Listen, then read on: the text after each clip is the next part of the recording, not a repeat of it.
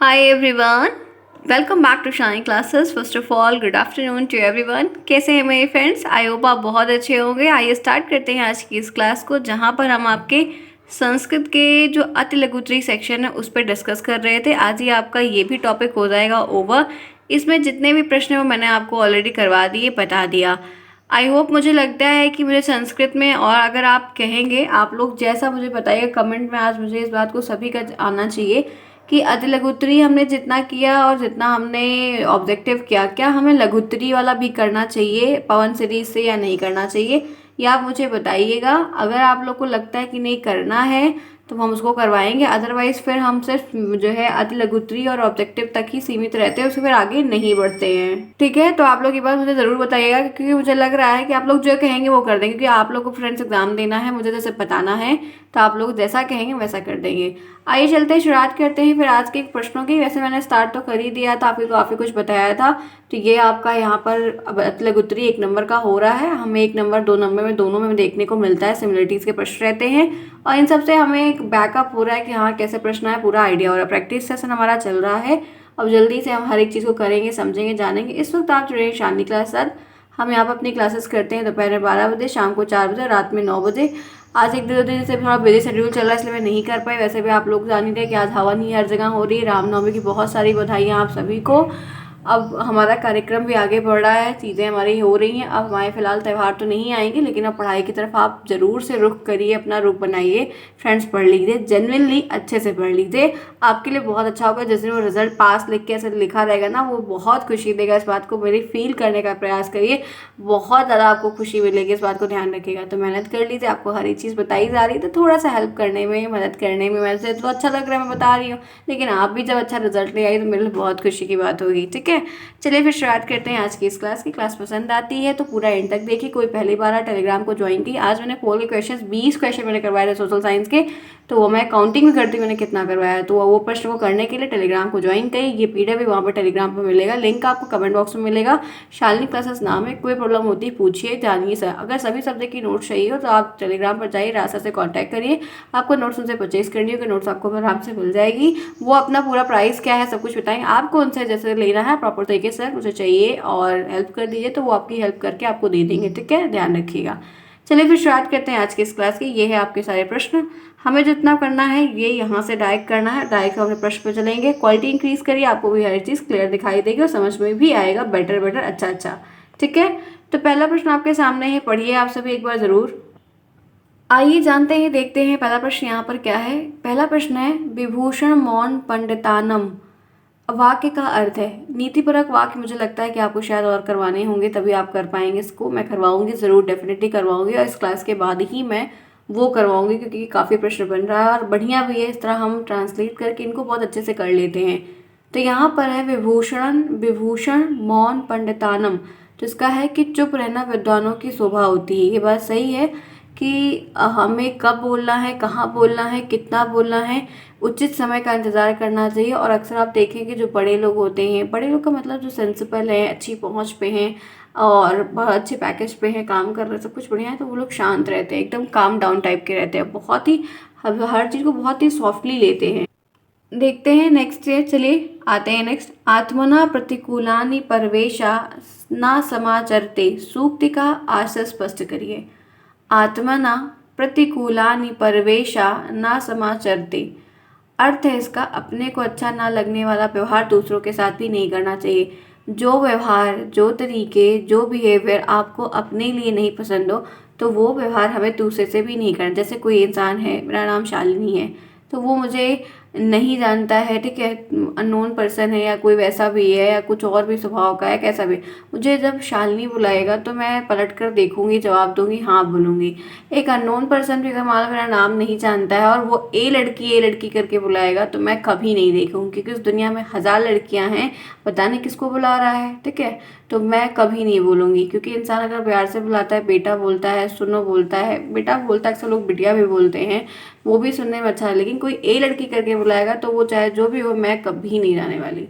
तो वो चीज़ खुद को ख़राब लगती है ना, बेटा बोल दो, बिटिया बोल दो, बिट्टी बोल दो, वो भी चलता है, बट ऐसे किसी को बुलाओ तो ये बहुत ही फुअरपन होता है, बहुत ही गंदापन होता है, गंवारपन होता है।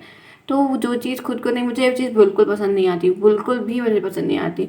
तो जो व्यवहार खुद को कोई आपको गाली देगा, अच्छा लगेगा नहीं लगेगा, तो आप दूसरों को क्यों दें। तो उसी तरह है कि जो व्यवहार खुद को ना पसंद आए, खुद को ना भाए, वो दूसरे के साथ हमें नहीं करना चाहिए। आगे चलिए, 15, 18, 20 संख्या को संस्कृत में लिखिए। आपको हिंदी में संस्कृत की गिनतियाँ दी गई हैं, संस्कृत से हिंदी, हिंदी संस्कृत बनाने को दोनों को आता है। तो 15 को हम पंचदशन लिखते हैं। क्या लिखते हैं? पंचदशन।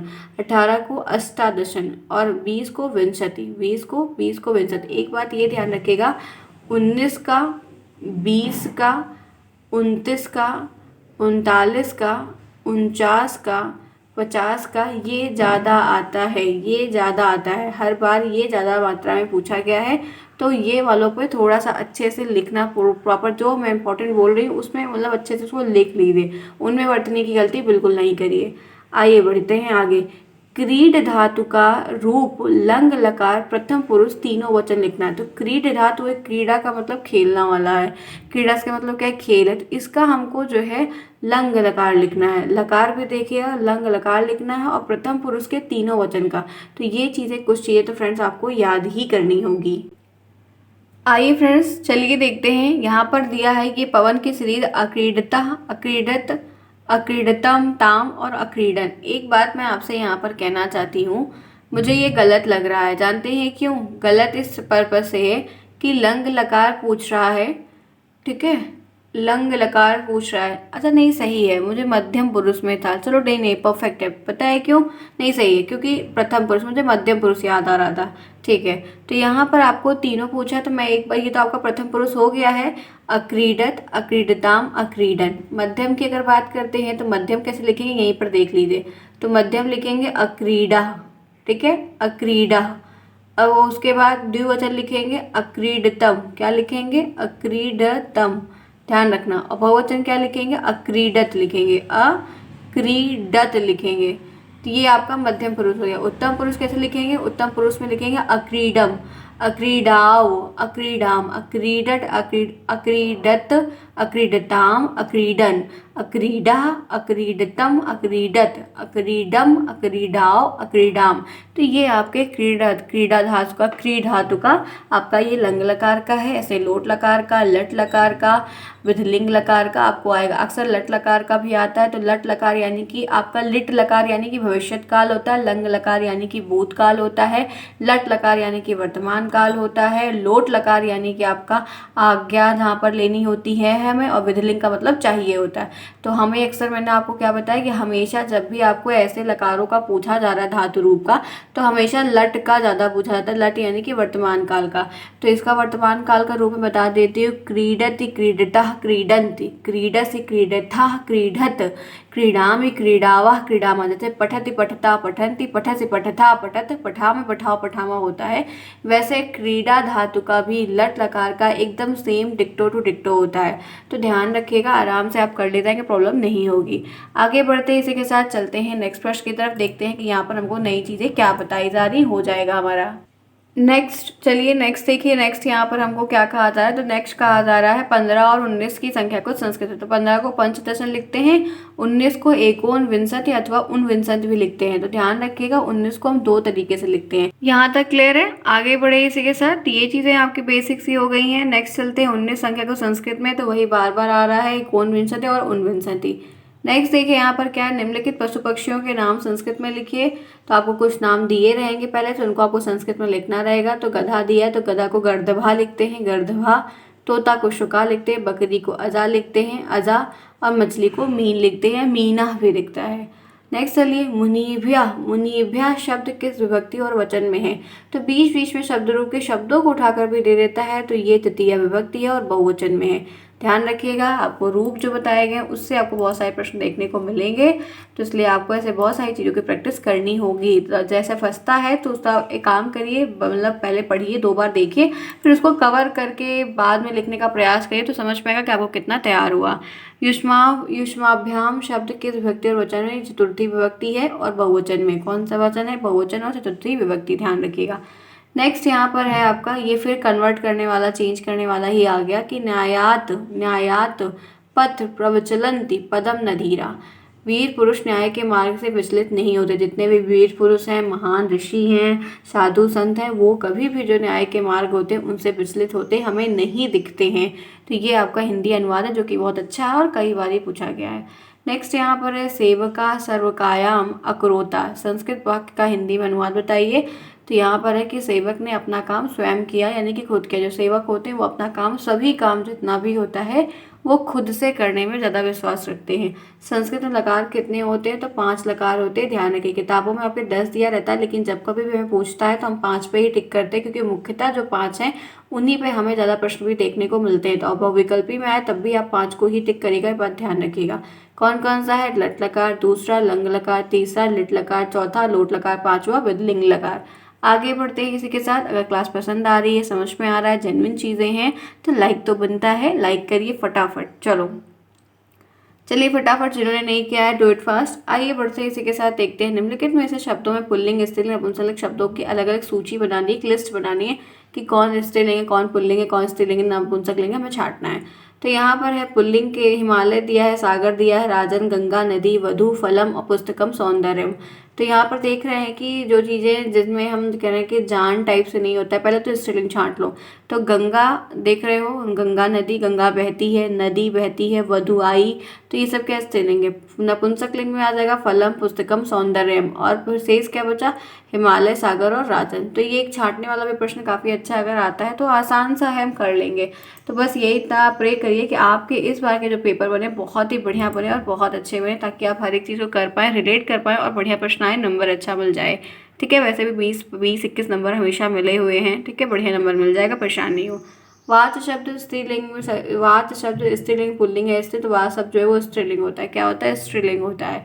आगे चलते हैं, संज्ञा और सर्वनाम के लिए उदाहरण से अंतर बताइए। तो राकेश, कोई भी उदाहरण बता दो। ठीक है, राकेश और सुरेश दिल्ली के, सर्वनाम हम दिल्ली गए, तो दोनों में कोई भी आपको दिक्कत नहीं है, दोनों बता दो। तो बस क्या है कि जब हम संज्ञा की बात करते हैं तो अलग अलग दोनों नाम लिखते हैं, लेकिन जब हम सर्वनाम की बात करते हैं तो ये हम हो जाता है। हम का मतलब 2 लोग होते हैं।